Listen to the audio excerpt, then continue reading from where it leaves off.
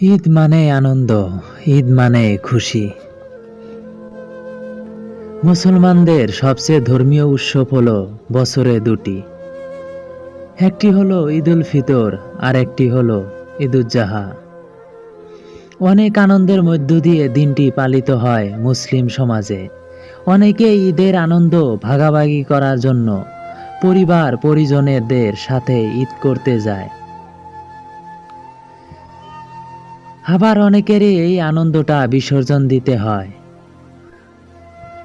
বন্ধুরা আজ কর্মের জন্য নিজ বাড়ি থেকে প্রায় ৩,০০০ কিলোমিটার দূরে থাকে। পরিবারের সবার মুখে হাসি ফোটানোর জন্য আপ্রাণ চেষ্টা করে যায়। আবার অক্লান্ত পরিশ্রমের কথা তখনই ভুলে যাই যখন আমি আমার পরিবারের সাথে সবার দেখা পাই। কর্মজীবনের সামান্য কতটুকু মাইনে দিয়ে সবার চাহিদা পূরণ করাটা আমার পক্ষে কষ্টকর হয়ে দাঁড়ায়। তবে যতটুকু পারি পূরণ করার চেষ্টা করি। প্রতি বছর ঈদ আসলে সকলেই আমার দিকে তাকিয়ে থাকে, কখন আমি তাদের জন্য উপহার সামগ্রী পাঠাবো। বেতনের সামান্য টাকা দিয়ে সবার চাহিদা পূরণ করতে পারি না। না পারি নিজের, না পারি বাবা মা স্ত্রী সন্তানের। তবু মন চায় একবারের ঈদ আমার পরিবারের সাথে হোক, কিন্তু বাস্তবতা বড়ই নির্মম। ঈদ আসলে সবার সাথে আমার এক ধরনের অভিনয় করে যেতে হয়। সবাইকে জানাই এবারের ঈদে বাড়ি যেতে পারছি না, কারণ অফিসের বস ছুটি দিচ্ছে না।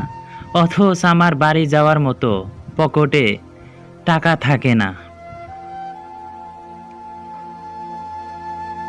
বাড়ি যেতে যেটুকু টাকা খরচ হবে তাতে আমার পরিবারের সদস্যের মুখে কিছুটা হাসি ফোটাতে পারবো। এসব কথা ভেবে আমার আর ঈদে বাড়ি যাওয়া হয় না।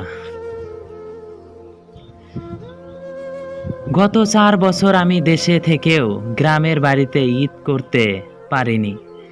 আমার অভিনয়ের আড়ালে লুকিয়ে আছে কত কষ্ট।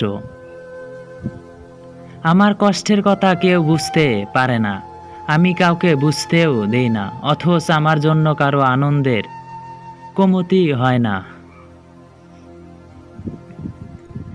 তাই একজন পুরুষ বাজে নিজের জন্য নয়, অন্যের জন্য।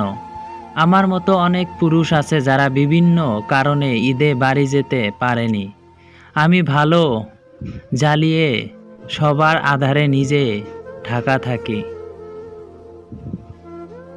অনেক দিন হলো একসাথে ঈদ করা হয় না।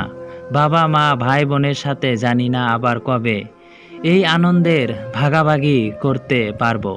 ভালো থাকুক প্রিয়জনরা, ভালো থাকুক আমার প্রিয় বন্ধু বান্ধবরা। খুব মিস করছি সবাইকে। এই প্রথম একটি ঈদ প্রিয়জনদের ছাড়া কাটাচ্ছি। খুব কষ্ট লাগছে। দোয়া করি সবাই ভালো থাকুক। অনেক ইচ্ছে ছিল এবার ঈদে সকলের সাথে মজা করব, শেষ পর্যন্ত তা আর হলো না।